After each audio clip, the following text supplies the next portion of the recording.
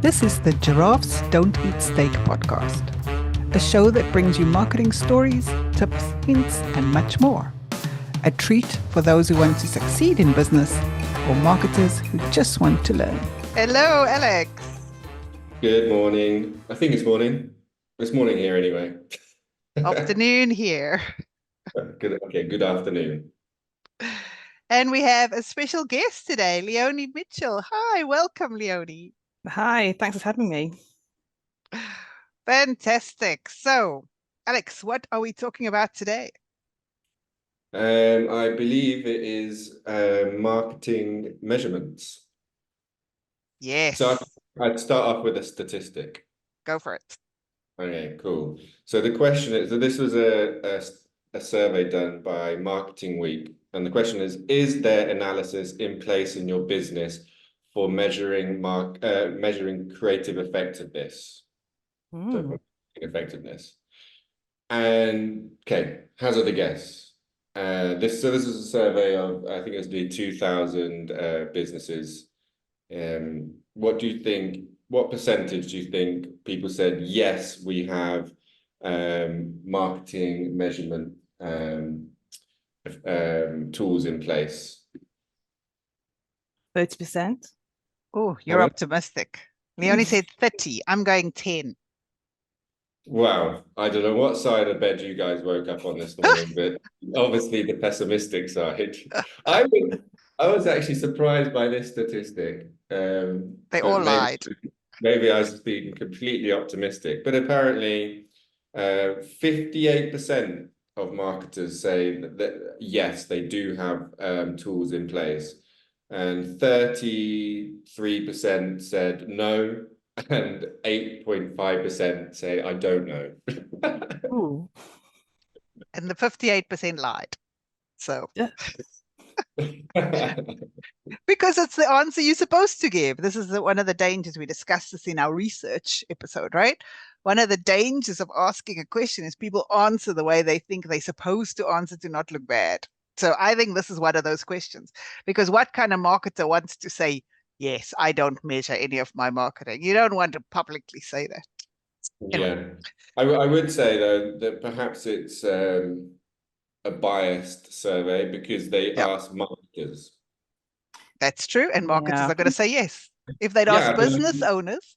if you ask business owners, it might be different. And also because not every business has a marketing person in the business. So if you ask a marketer, it means, the business has a marketing team or a marketing person, then you'd hope, just as a 101, they have Google Analytics. Yeah. And maybe most of marketeers from agencies anyway, so they measure everything. That's true. That's true. Agencies are a different ballgame because they have to show value to their clients, right? Yeah. Well, my experience with quite a lot of businesses over the years has been it's no.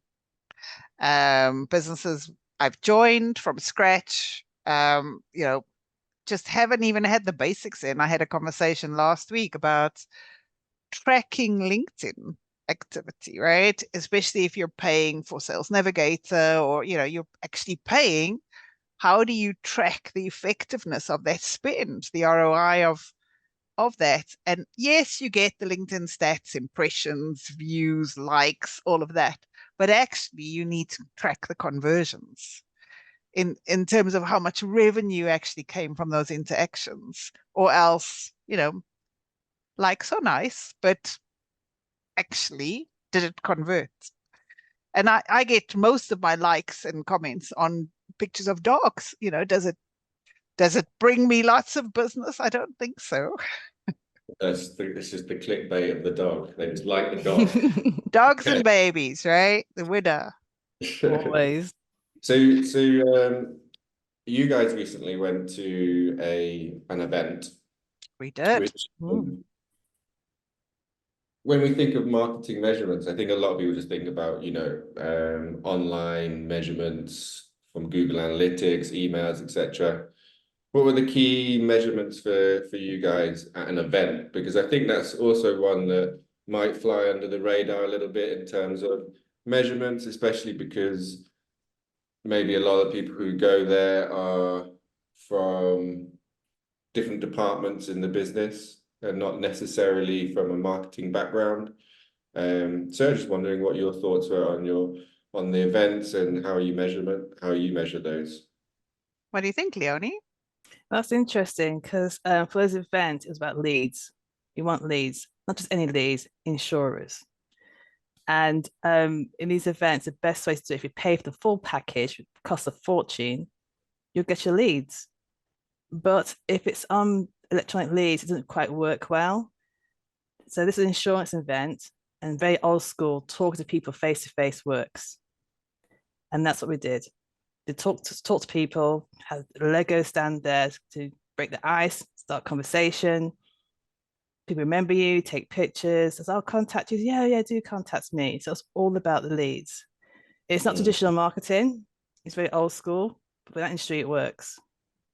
So it's more about, so you're trying to find the qualified leads, because obviously you get a lot of conversations where someone says, I'm interesting, but maybe they were just interested in the Lego and then they leave, so they say, I'm interested. So what's the best way of collecting those leads and qualifying those leads?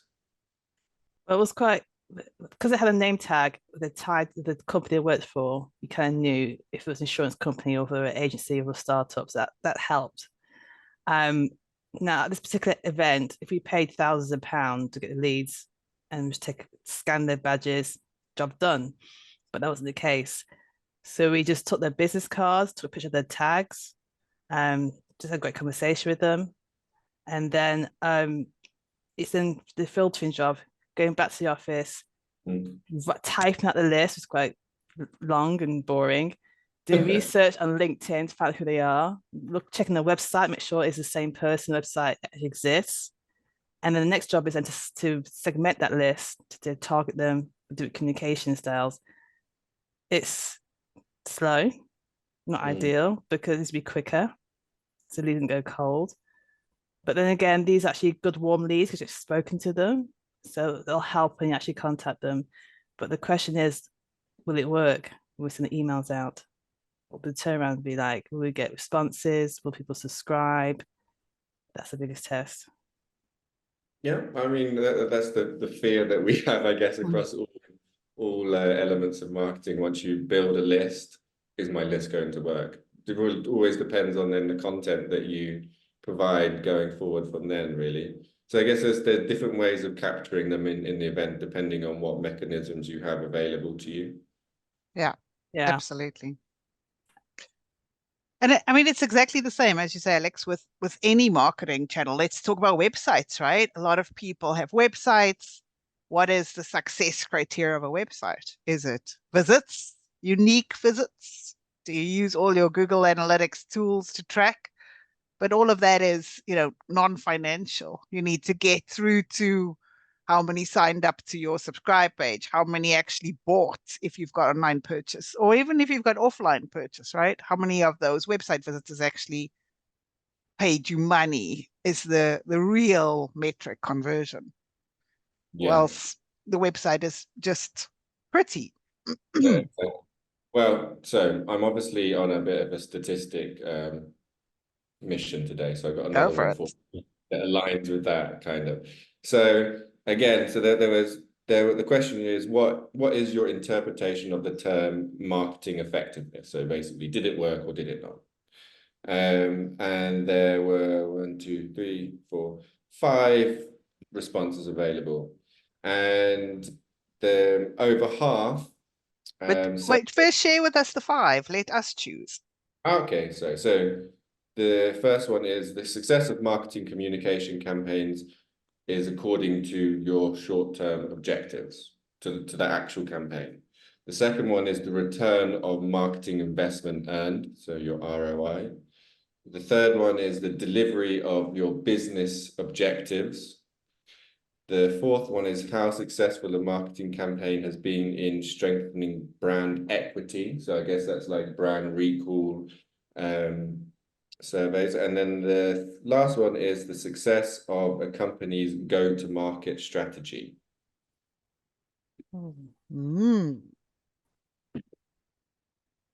See, I know which one to go for straight away. which But one would you choose? Would you choose one?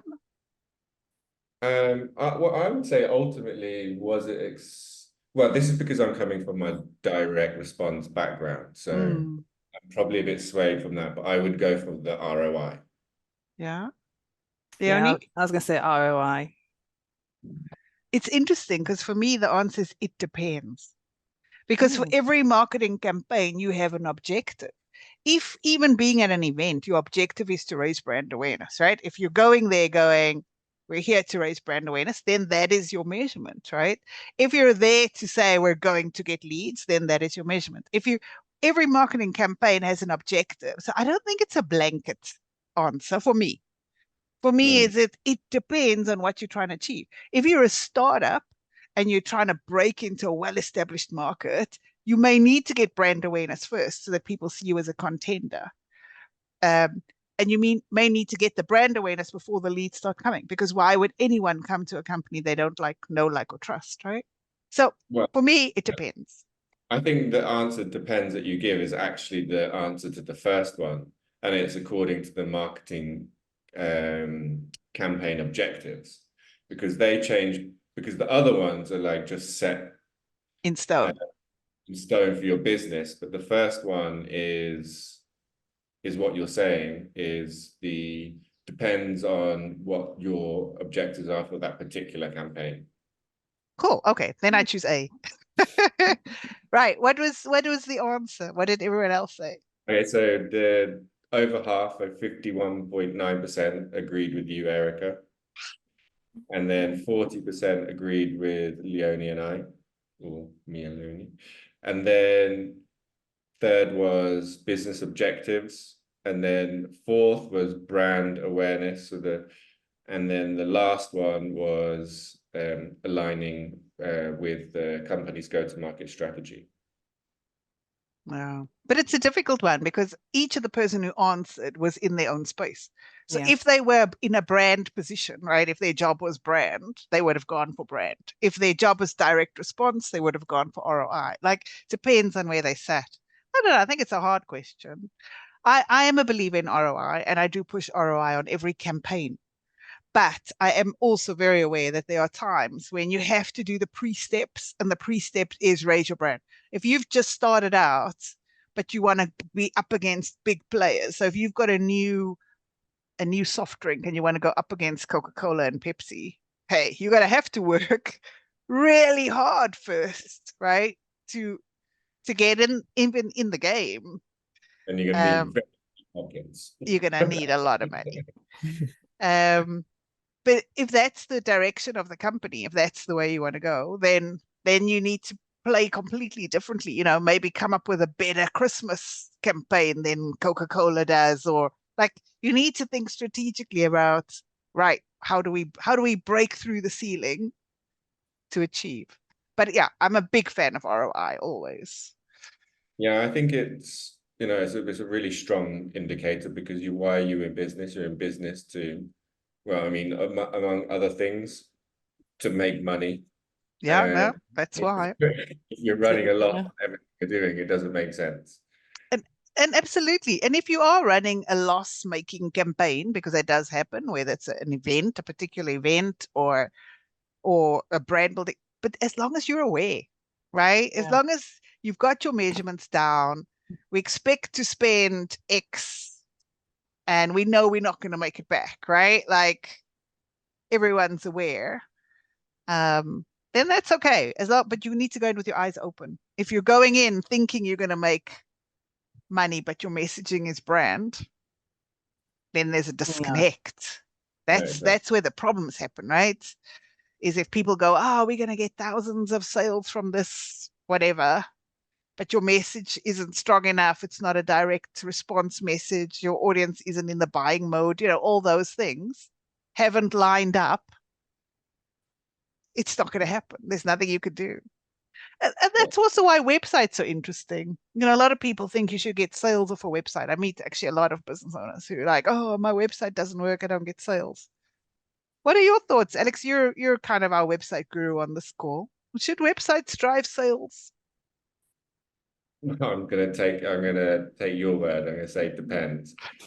I was going to say depends. It really depends, and because sometimes your website is not your vehicle for leads. So Mm. if you take like a consultancy firm, for example, a lot of the business is made through connections, personal connections, and maybe your vehicle for new businesses through LinkedIn, and your website is more of a vehicle for additional information, maybe just a platform to hold some of your case studies if you want to send anyone for some further information, but actually maybe your lead generation is from a different source. So it really depends on, and yeah, so it depends on what your service or your product is personally. Yeah, I was Yeah. thinking of online shopping. What Yeah. website you're going to purchase? It's fashion, food. It has to work. Yeah. Yeah. But the question I would then have also is, what is your activity driving people to that website? So having a website is fine, but then you need the pre-work. You got to drive people to the website. How are you making that visible? How are you driving people there? Are you doing pay-per-click? Like, you got to get people to the website. Just having a website is not going to make everyone magically appear and start buying from you. Which is a surprisingly common thought, by the way. It is, right? Yeah, I've just built a new website, but it's crap. It's absolutely crap because no one's coming to my website and buying from me. Well, what else have you done? What do you mean, what else have I done? I just made a website and it looks really nice. And I launched it. How do you launch it? Well, I just, did all the domain stuff and made it go live. Did you tell anyone about it? No. It's so common, Alex. It's crazy, right? You're like, no, you actually have to drive people there, right? Whether it's through paid campaigns or organic or whatever you're doing, but people have to go there. But so often people are like, oh, I have a website. Why is it not making sales? No, exactly. Well, Where's your ads? Where are you advertising this? and even if you are you driving the right people? Because you could be attracting the complete. We've had that when we worked together at AIG, Leonie, where we were attracting people in hospital. Remember our hospital cash plan? Yeah. Our messaging was attracting people in hospital who couldn't buy, because we don't want you if you're in hospital. We want you before you get to hospital. So we had lots of visitors, but very few sales. And when we drilled down, it's because we were attracting the wrong audience with our message, right? We had to change the message. So it's really, there's a lot of work, and this is all measurements and metrics, right? You need to think right through the funnel, every step of the way, to get to your result. It's not arrive and everything will miraculously appear. And what type of content do you think is the most powerful for driving leads or ROI or converting visits to leads and leads to sales? Guess what? Obviously, you can guess I've got a little statistic hiding in the background. Well, I'm guessing because they're financially hard right now, people can get kind of discounts. Oh, okay. That's a good one. So promotions. Yeah. I'm going to go with stories, just because I really believe people hook onto stories, and it resonates. Tell us the answer, Alex.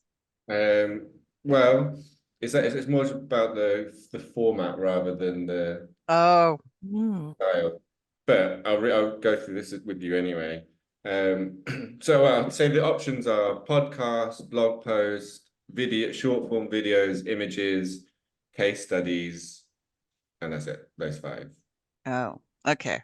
Which one of those, Leonie? I'll go for blogs. Blogs. I'm going to go for case studies. Okay. Well, I guess it's maybe an industry bias. But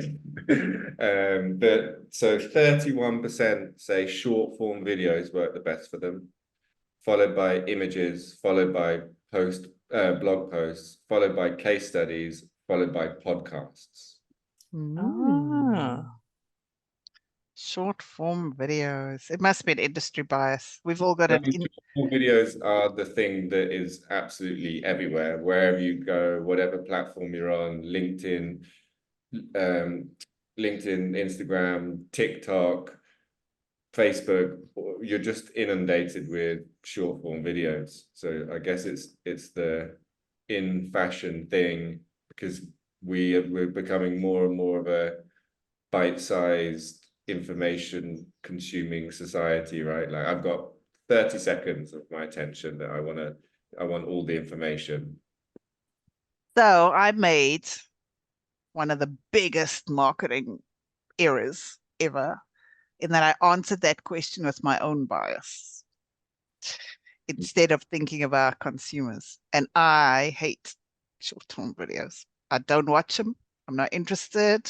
I'm definitely a reader, and I'm definitely interested in stories. So sorry, I answered that with my bias. If you're trying to target me, don't send me videos. It's not going to work. And I love videos. I'm always busy. So give information quickly. And I'll Oh, decide if I want it or not. If I want to know more, then I look into it. If not, I'll move on.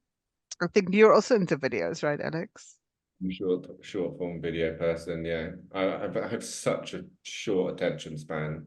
It's unbelievable. I watch a video and if it's any more than a minute, I'm like, oh God, this is a bit too much of my life. Yeah.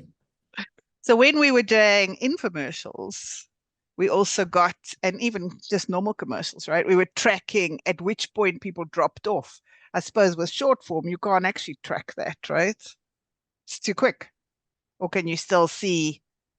I mean, you can in the fact that someone moves on after 1 or 2 seconds, then you can say that's not working.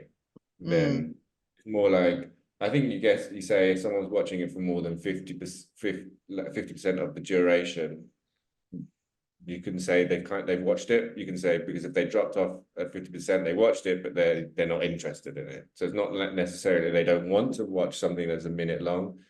It's because I think after 50% of the duration they've left, it's like at the bounce rate, you know.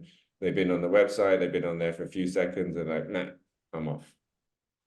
So you Yeah. still have measurements in place. Okay.